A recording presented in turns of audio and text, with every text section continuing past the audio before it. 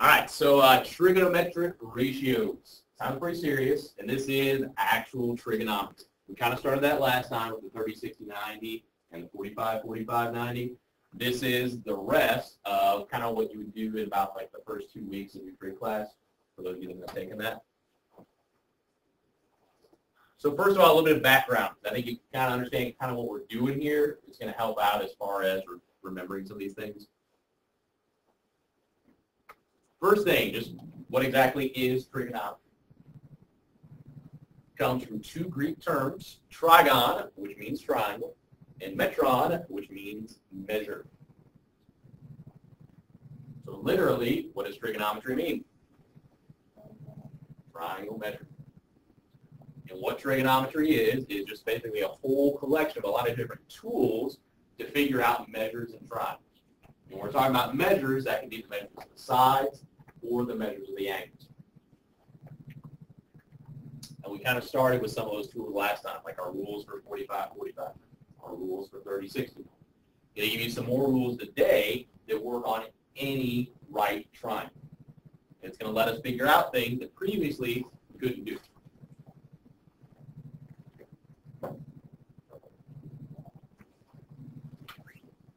A word that we're going to see, or sorry, a term that you're going to see very frequently today is trigonometric ratio. Title for our lesson, and it's something we do with pretty much every problem. It's a ratio of the lengths of two sides of a right triangle. Notice I capitalized right, so I want to draw your attention to that.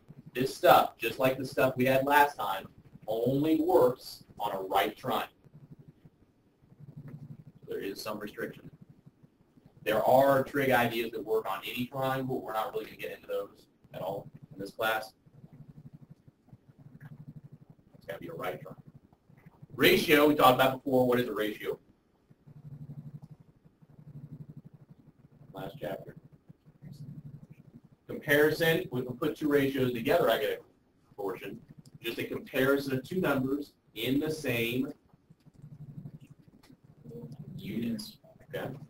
So it's working just like it did before.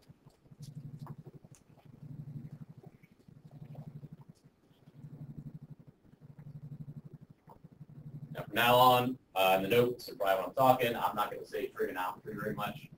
That's almost always going to be abbreviated as trig. Feel free to use that in the notes as much as you want. The trig ratios stay constant for any size triangle with the same angle measure.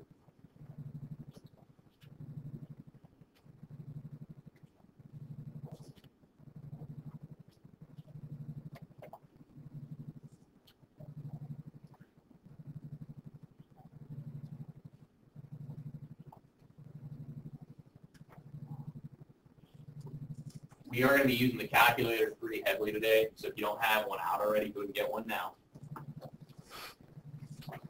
Those ratios are in some form stored in your calculator, where your calculator has a way to figure them out. And the deal is, as it says up here, it doesn't matter how big or how small the triangle is, the trig ratios stay the same, as long as the angle measures are the same. So that's how this is going to work.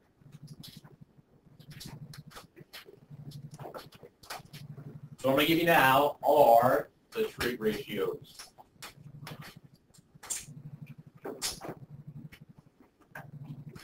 First one is pronounced sine, S-I-N-E. When we abbreviate the trig ratios, we always do so using the first three letters. Now, sine's a pretty short word, but we still abbreviate it as S-I-N. You still pronounce that as sine. It's not sin of A, it's sine of A. It's the ratio of the side opposite angle A to the hypotenuse. Once you get that written, go ahead and sketch a right triangle. It looks like the one that we've got up there already. And let's just label these vertices as A, B, C. And then make angle B the right angle.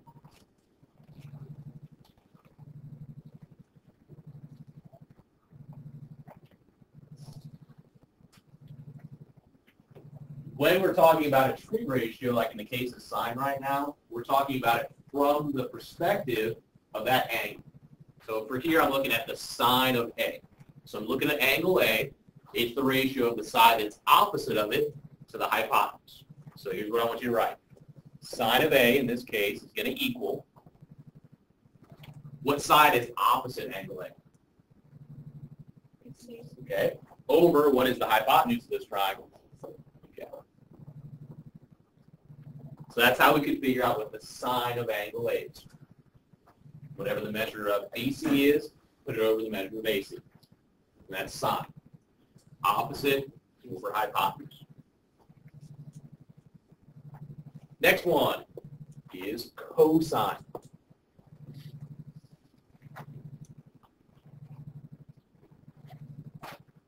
And again, we're going to abbreviate it almost all the time, just using the first three letters.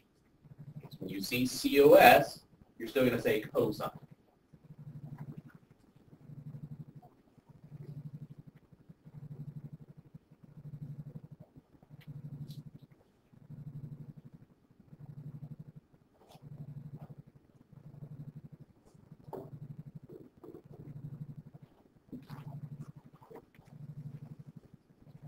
Cosine is the ratio of the side adjacent to A to the hypotenuse. What's that term adjacent mean? Okay. It is true that two sides are going to be adjacent to it always. Which two sides would both be adjacent to angle A? Which one of those do you think we're going to use for the adjacent one? One, not the other one. Exactly. Being the hypotenuse kind of overrules being adjacent to it. So what we could write, we want you to write it, the cosine of angle A equals AB over AC. Very good.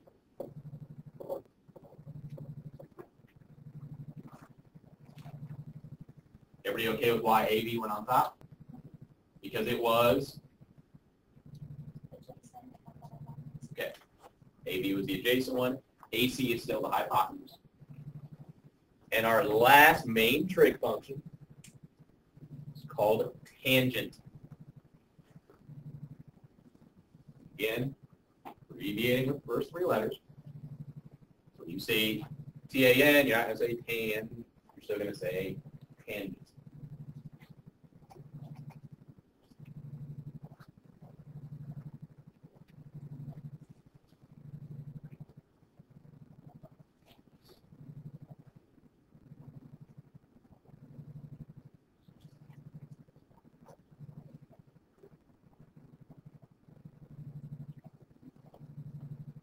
The ratio of the side that's opposite to the side that's adjacent.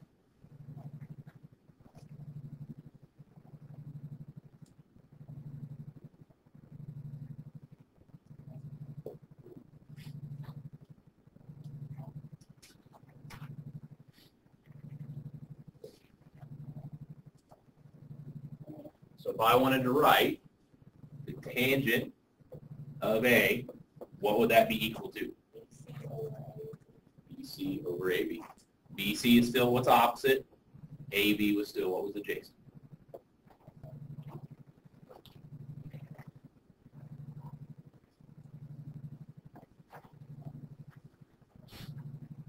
And that's going to be one of the first things that we do is just look at a triangle. If we have some actual numbers, write the trig ratios. So just look at them. Really what you have to remember is just which one's which. I'm going to give you some ways to remember that next. So in other words, here's what I could write. No, you didn't do that yet? I could say that the sine of A was equal to whatever what in words? Okay, so I'm going to abbreviate that as opposite over hypotenuse. Jot that down. What about cosine? What was that equal to? Adjacent over hypotenuse. And what's our last trig function? And what's that one called? Okay. Tangent of A. Tell me one more time. What was it? Very good.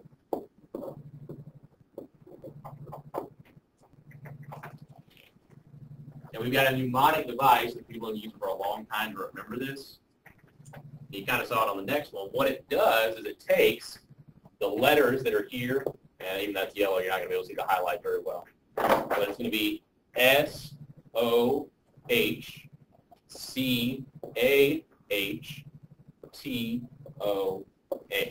And it's going to give you a pretty easy way to remember which one's which. You can write that down. Any shots at pronouncing that? Sokotoa. Now, on its own, that doesn't mean anything at all. But can you see how that can help you remember it? What's the S stand for? The O? So that tells you sine equals opposite over hypotenuse. Next one. And the last one. And what I would really recommend you do when you're first doing this, when you get a test, a quiz, your homework, write SOHCAHTOA at the top of your paper, and then just keep referring back to it. And then you don't have to really try so hard to remember which one's which. Eventually, you're just going to know it, but when you're starting out, it can really help out as far as remembering which one's which. Okay? So let's actually use this. Example 1. Write those directions.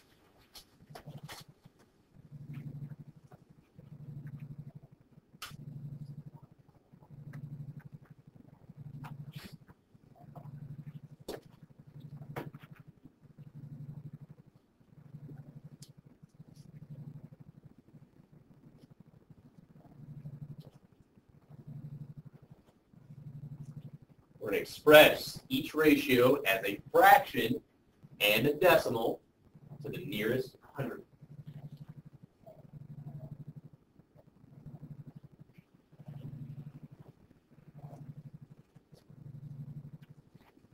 So first thing we're going to find is, how do I say that word? Even though it's abbreviated like that, it's still going to be sine. On your triangle, go ahead and label the vertices as N, M, L. M is going to be our right angle.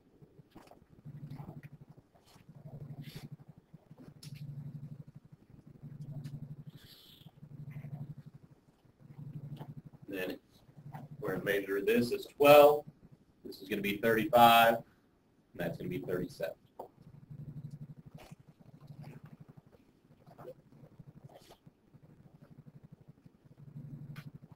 So when you're answering these, there's always going to be two things you look at for your problem.